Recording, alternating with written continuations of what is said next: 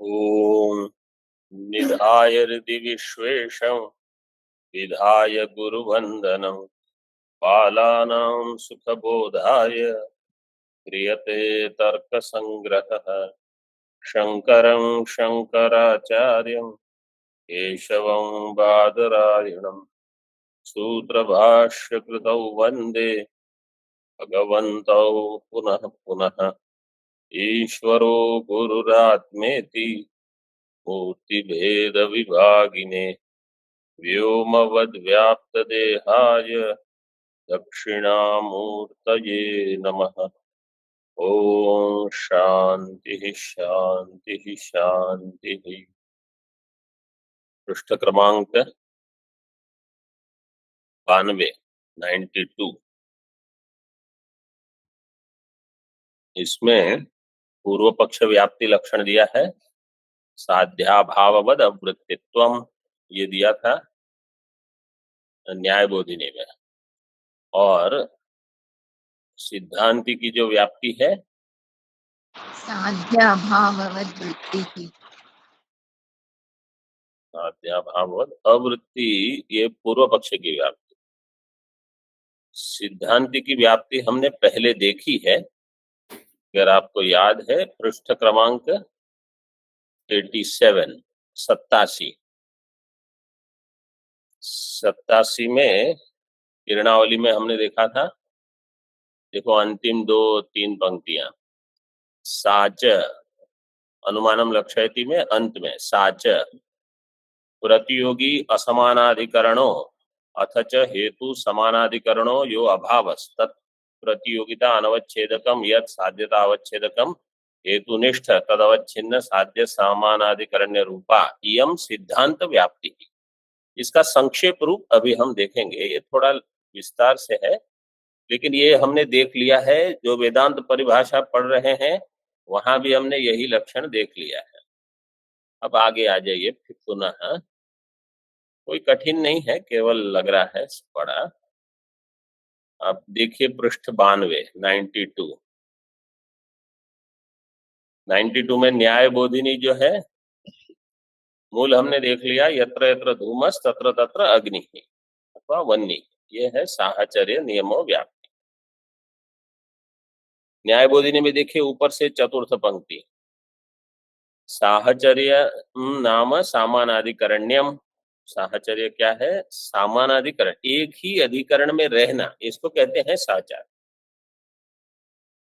दोनों साथ साथ हो लेकिन एक अधिकरण में न हो, ऐसे नहीं, एक ही अधिकरण में रहना, ये है साथ में। मतलब जैसे सामान्य दो लोग साथ में चलते हैं, उनके विचार में बिल्कुल विरोध है, तो वो साहचर्य नहीं हुआ। फिर सामान अधिकरण ने ये यहाँ बताया कि जिस अधिकरण में वो धूम होगा उसी अधिकरण में वन्नी होगी, ऐसे। तथा च, तो व्याप्ति क्या है? धूमनिष्ठ वन्नी सामानाधिकरण्यम व्याप्ति ही, ये बता दिया। धूमनिष्ठ वन्नी सामानाधिकरण्यम, धूमनिष्ठ होगी व्याप्ति, उस व्याप्ति का वन्नी के साथ हो जाएगा सामानाधिकरण्यम। ये धूमनिष्ठ, ये जो पद है ना, यही हमने वहां जो सिद्धांत व्याप्ति का बड़ा लक्षण देखा था उसमें आ गया था। अभी और थोड़ा स्पष्ट करते हैं। देखो, अत्र वन्नेर धूम व्यापकत्वम नाम, वन्नी जो है वो धूम का व्यापक है। इसका अर्थ क्या है वो बताते हैं। धूम समानाधिकरण अत्यंताभाव प्रतियोगिता अनवच्छेदक धर्मवत्वम। धूम समानाधिकरण, धूम का जो अधिकरण होगा पर्वत, उस पर्वत में अत्यंताभाव प्रतियोगी होगा घट।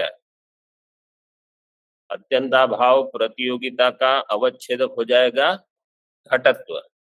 अत्यंताभाव प्रतियोगिता का अनवच्छेदक क्या होगा? वन्नित्व।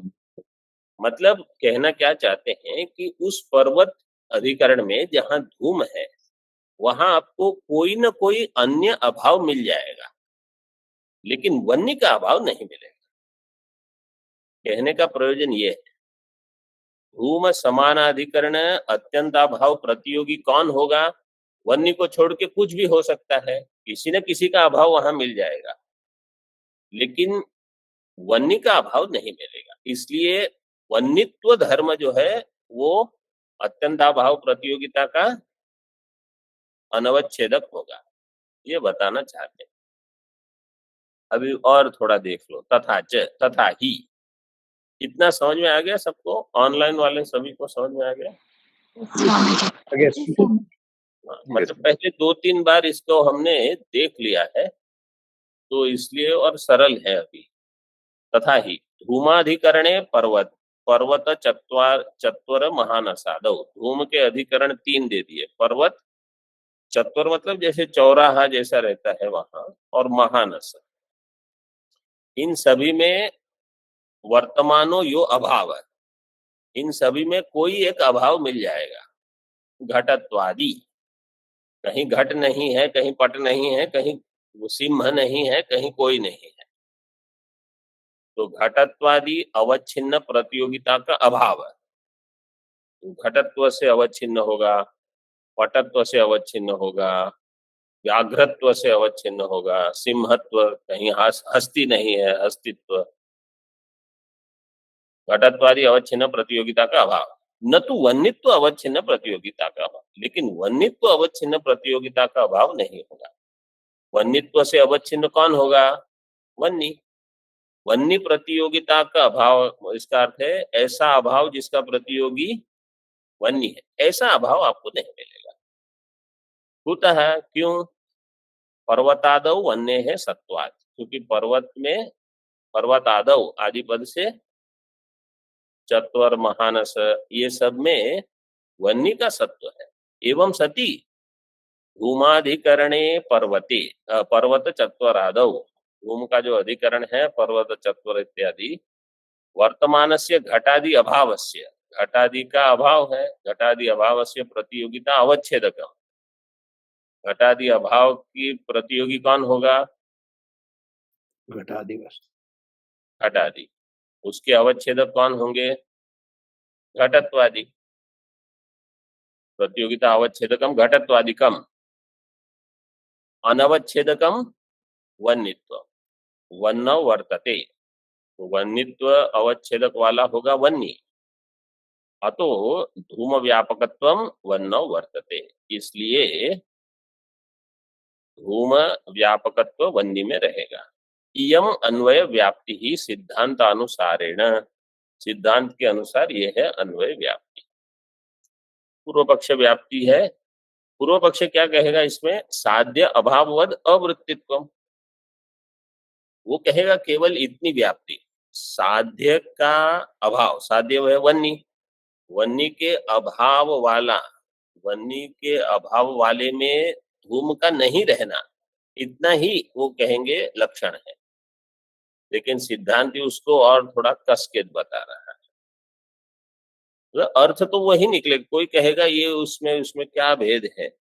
वैसे ही है जैसे कोई वेदांत पढ़ते हैं, आप कहोगे हम कहते हैं जीव ब्रह्म ऐक्य, वो कोई कहेगा हम भी वही कहते हैं जीव ब्रह्म ऐक्य।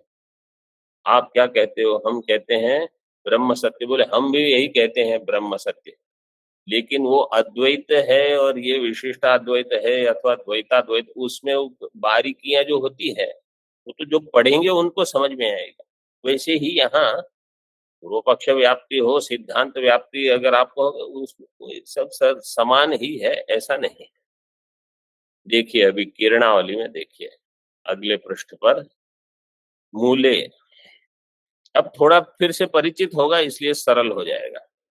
यत्र यत्र धूमस तत्र तत्र वह्निः इति यत् पदवी यत् पद दीप्सया वह्नि धूमयोः सर्वत्र व्याप्य व्यापक भाव उपपद्यते। यत्र यत्र में है यत् पद, तो यत् पद क्या कह रहा है? यत् पद दीप्सा बता रहा है। दीप्सा का अर्थ, दीप्सा में धातु क्या है? आपने व्याप्त, फिर व्याप्तुम इच्छा, दीप्सा, उसमें कुछ सूत्र बताया था ना? हाँ, इसमें 3 धातु है। क्या क्या धातु है? आप न्यप वृद्धामीत। आप न्यप वृधामीत। आप न्यप वृधामीत। ऋधाम। आप न्यप वृधाम। ईत। ईत मतलब वीपसा का जो ई है वो लगेगा वहां। 7 4 55 सूत्र का सूत्र संख्या है 7। आप यहाँ प्रधाम ई 7 4 55 7 4 55। वीपसा ये बता रहे कि जहां जहां धूम होगा वहां वहां वन्नी होगी, इसलिए वन्नी धूमयो हो सर्वत्र व्याप्य व्यापक भाव उपपद्यते। वन्नी और धूम में सर्वत्र व्याप्य व्यापक भाव मिल जाए। अभिनय दीपिका में देखिए, व्याप्तेर लक्षणम आह यत्र इति। यत्र धूमः तत्र अग्नि इति व्याप्ते है अभिनय। ये व्याप्ति का अभिनय। अभिनय का अर्थ यहाँ एक्टिंग नहीं है। अभिनय का अर्थ है अभिप्रेत शब्द उच्चारण। आपने कह दिया कि धूम में वन्नी की व्याप्ति है, तो धूम में वन्नी की व्याप्ति है, इसको जरा शब्द में बताइए, अन्य शब्दों में। तो इसका अर्थ ये है यत्र यत्र धूमस् तत्र तत्र वन्नी। ये इसको कहते हैं अभिनय। अभिनय न दर्शयति। फिर कहा साहचर्य नियम लक्षणम दीपिका में, तो कहते हैं साहचर्य नियम इत्यस्य नियत साहचर्यम अर्थ। इनमें क्या होगा? नियत साहचर्य। नियम नियत का अर्थ है नियमित रूप से। नियमित रूप से ये साथ में है, ऐसे नहीं कि कभी है कभी नहीं है। कभी है नहीं है तो व्यभिचार हो गया। मतलब देखो, कोई हमेशा सद्गुण संपन्न होकर व्यवहार करता है तो ये उनका नियत स्वभाव होगा। और किसी में व्यभिचार हो गया, कभी ऐसे कभी वैसे कभी कुछ कभी, तो बोले ये क्या है? उनका फिर वो धर्म नहीं रहा। निहत साहचर्यम धूम नियत वन्नी साहचर्यम धूमे इति परमार्थ। धूम नियत वन्नी साहचर्यम कहाँ मिलेगा? धूम में। धूमे। तो यहाँ जैसे टीकाकार अगर धूमे के बाद इति है तो लोप शाकल्य से धूमे का ए का लोप कर देते और फिर लगा के लोप शाकल्य से लोप कर दे, तो आपको वहां लगता धूम इति। अब पता नहीं चलता धूम इति मतलब विसर्ग लोप हुआ है कि क्या, इसलिए लिख ही दिया धूमे स्पष्टीकरण के लिए। धूम नियत वन्नी साहचर्यम धूम में मिल जाएगा, वन्नी में नहीं मिलेगा। इति परमा नियतत्वम, इसका अर्थ है व्यापकत्वम, मतलब नियत व्यापकत्व, ऐसे जो नियम रूप से मिल जाएगा। तत्समानाधिकरण अत्यंताभाव अप्रतियोगित्वम। व्यापकत्व का अर्थ है तत्समानाधिकरण अत्यंताभाव अप्रतियोगित्वम। उसी समान अधिकरण में जिसका जो अत्यंताभाव का प्रतियोगी न बने। तो धूम के अधिकरण में किसका व्यापकत्व? उसका व्यापकत्व होगा जो समान अधिकरण में जिसका अत्यंताभाव न मिले, जो अत्यंताभाव भाव का प्रतियोगी न बने। तो कौन होगा? वो वन्नी होगा। साहचर्यम इति, साहचर्यम का अर्थ दिया सहचरति इति। सहचरः तस्य भावः साहचर्यम सामानाधिकरण्यम इति। सहचरति इति साहचर्यम सामानाधिकरण्यम। व्याप्ति स्वरूपम आह, व्याप्ति का स्वरूप बताते हैं। हेतु समानाधिकरण दीपिका में देखिए, हेतु समानाधिकरण अत्यंताभावा प्रतियोगी साध्य सामानाधिकरण्यम व्याप्ति ही। हेतु समानाधिकरण, हेतु है धूम, धूम का समान अधिकरण हो गया पर्वत, पर्वत के समान हेतु का अधिकरण हो गया पर्वत, उसी अधिकरण में जिसके अत्यंताभाव का अप्रतियोगी हो ऐसा साध्य, मतलब वन्नी जो साध्य है जिसके अत्यंताभाव का जो अप्रतियोगी है उसी का सामानाधिकरण्यम। हेतु के अधिकरण में वन्नी का सामानाधिकरण्यम ये है व्याप्ति। इस सरल शब्द में बताया। टीका में देखिए, पर्वतो वन्यमान धूमान इति सद हेतु स्थले, सद हेतु में बताते हैं हेतुर धूम, सद हेतु जहां होगा वहां हेतु बनेगा धूम। तत्समानाधिकरणो अभाव, देखो ये सारी पंक्तियां हमने वेदांत परिभाषा में देख ली थी, वहां टिप्पणी में मैं ये दिया था सब, अभी इसको यहाँ देख लो फिर से। तत्समानाधिकरणो अभाव, जहां धूम है उसी अधिकरण में किसी न किसी का अभाव मिल जाएगा। तो धूमादि अधिकरण क्या है? धूमाधिकरण है पर्वत, पर्वत वृत्ति ही योग घटा भाव।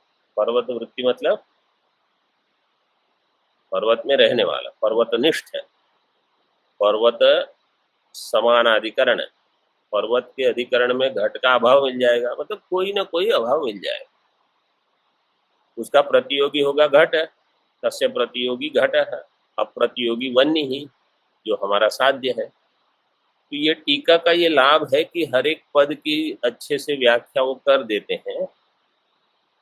वैसे कहीं कहीं बहुत क्लिष्ट है, कोई कहेगा अभी हम तर्क संग्रह पढ़ रहे हैं और उसमें इतना सारा भरने की क्या आवश्यकता है, इसलिए बहुत लोग नहीं पढ़ते, बोले सीधे न्याय सिद्धांत मुक्तावली पढ़ लो।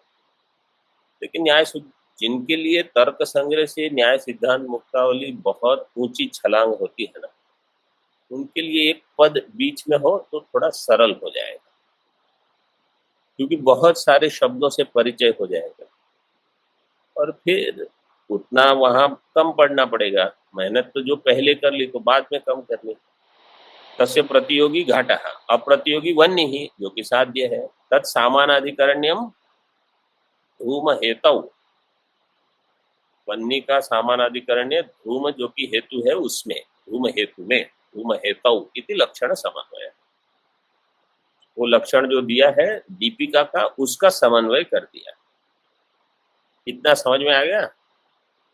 मतलब क्या प्रक्रिया क्या चली वो भी, धूम वन्य की व्याप्ति वो तो चल ही रहा है, लेकिन शब्द क्या लगा देने और पंक्ति कैसे घट जाए ऐसा। अन्यत्र सर्वत्र सद हेतु विशेषे उक्तरीत्या लक्षणम संगमनीयम, अन्यत्र सर्वत्र इसी प्रकार से उक्त रीत्या लक्षण का संगमनीय मतलब लक्षण का समन्वय कर देना। असद हेतु तू न संगच्छते, असद हेतु में तो ये नहीं होगा, वो भी घटा के बताते हैं कि कैसे नहीं। यथा पर्वतो धूमवान वन्ये इति व्यभिचारी स्थले, पर्वतो धूमवान वन्ये, हेतु क्या है इसमें? वन्नी, दिया ही है सब, हेतु वन्य ही। तद अधिकरण अयोगोलक वृत्ति, वन्य का अधिकरण लेना अयोगोलक, अयोगोलक में वृत्ति वन्य की, वहां जिसका अत्यंताभाव धूमाभाव, अयोगोलक में धूम नहीं है। किसी प्रकार से अगर अयोगोलक में धूम मिल जाएगा तो ये वेद पूरा न्याय दर्शन हिल जाएगा। मतलब उसी पर खड़ा है कि अयोगोलक में धूम न मिले, तभी तो ये व्यभिचारी व्याप्ति मिल जाएगी। वो खंडन में कहीं बताया है कि वो क्या गोपाल घटिका ऐसा कुछ है जो वो लेते हैं, फिर एक बड़ा पाइप हो और कुछ पीते होंगे या पता नहीं क्या करते हैं, तो वहां कहीं से धूम निकलता है लेकिन वन्नी नहीं है, ऐसा कुछ दृष्टांत दिया है उन्होंने। ये लोग वहां वो राजस्थान राजा लोग पढ़ते थे ना, वो जो पीते थे कुछ ऐसा, तो धुआं है और वन्नी नहीं है, बस हो गया आपका काम पूरा। ये न्याय दर्शन केवल इसी पर खड़ा है कि जहां धुआं है वहां वन्नी हो। आपने बता दिया तो गया, पूरा गिर जाएगा, ऐसा है। तद अधिकरण अयोगोलक वृत्ति अत्यंता भाव धूमा भाव तद प्रतियोगी, धूमा भाव का प्रतियोगी धूम, तद अप्रतियोगी धूमो न भवति इति न वन्नौ व्याप्ति लक्षण से समन्वय। वन्नी में व्याप्ति का लक्षण नहीं घटेगा, धूम में घटेगा, वन्नी में नहीं। न वन्नौ व्याप्ति लक्षण से समन्वय, और पहले कहा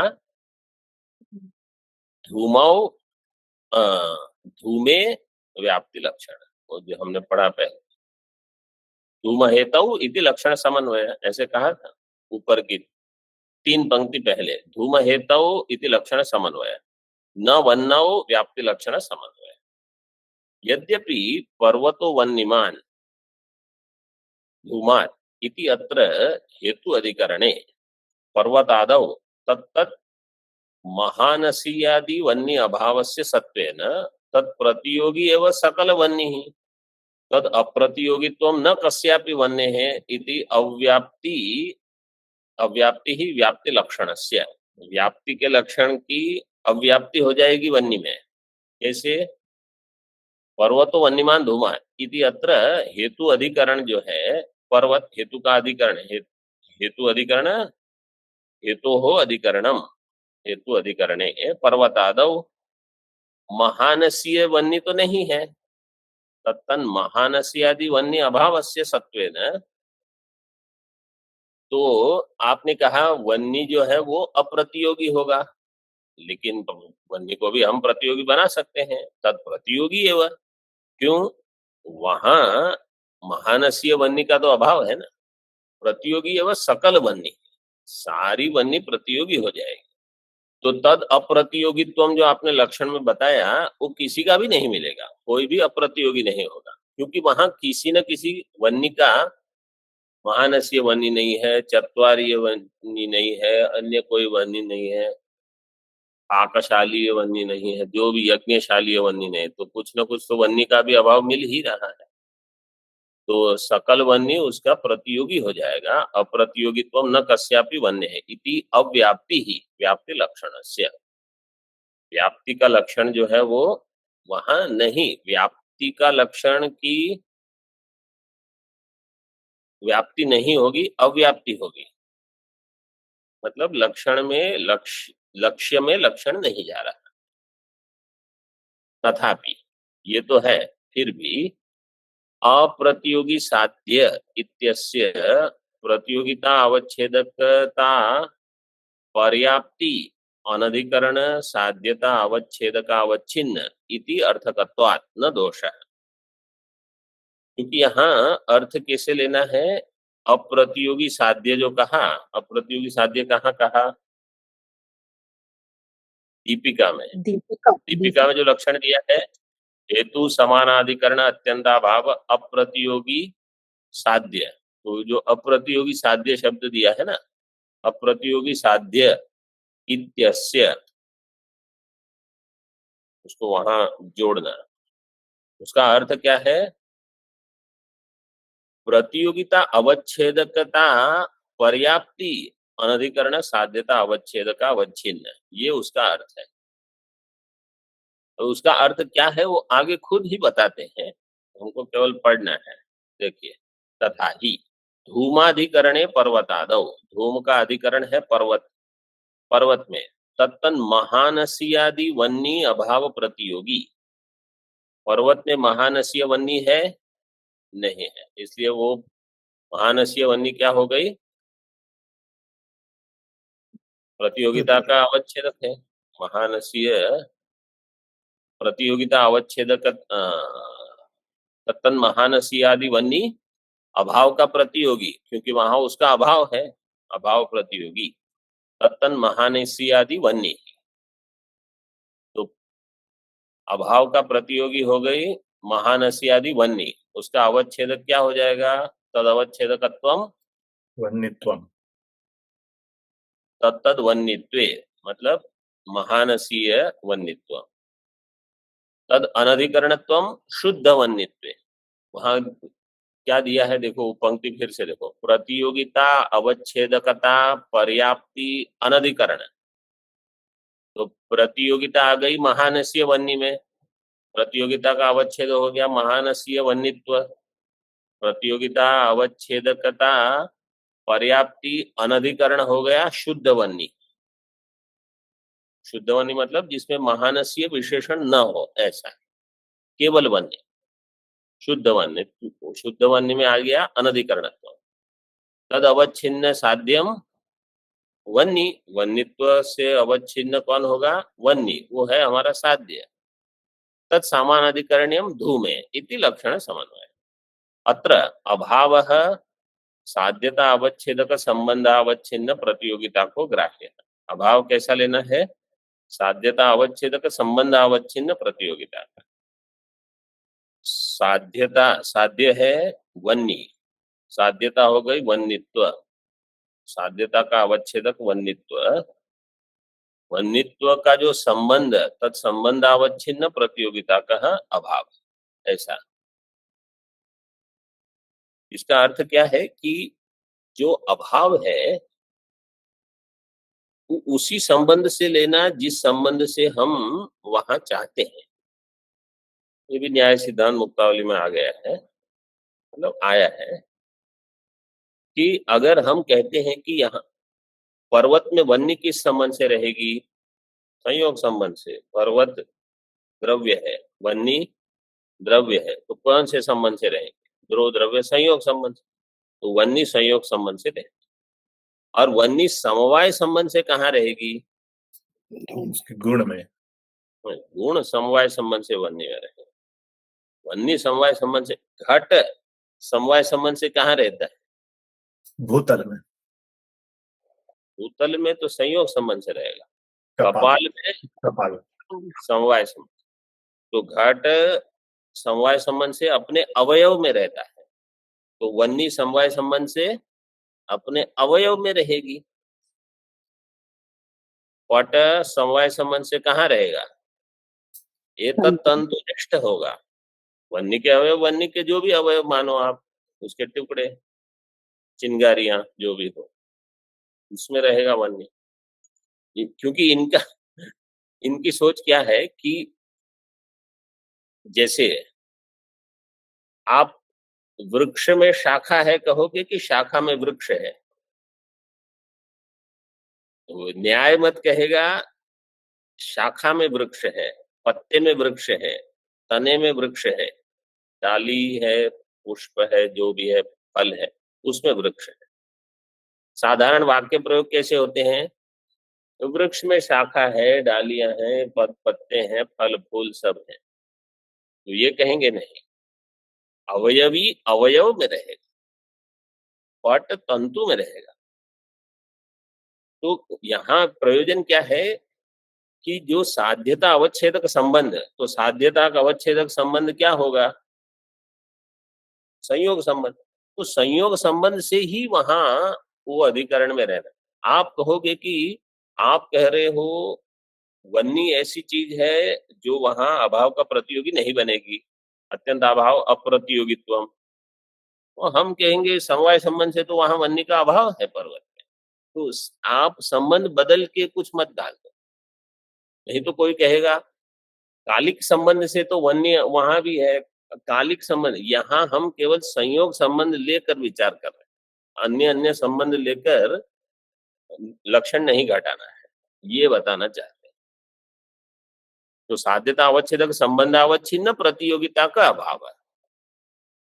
संयोग संबंध से अगर अभाव है तो आपको कहना है, अन्य अन्य संबंध वाला नहीं। ओम पूर्णमदः पूर्णमिदं पूर्णात् पूर्णमुदच्यते पूर्णस्य पूर्णमादाय पूर्णमेवावशिष्यते। ओम शांति शांति शांति। शंकरं शंकराचार्यं केशवं बादरायणं सूत्रभाष्यकृतौ वन्दे भगवन्तौ पुनः पुनः। ईश्वरो गुरुरात्मेति मूर्तिभेद विभागिने व्योमवद्व्याप्तदेहाय दक्षिणामूर्तये नमः। ओम शांति शांति शांति।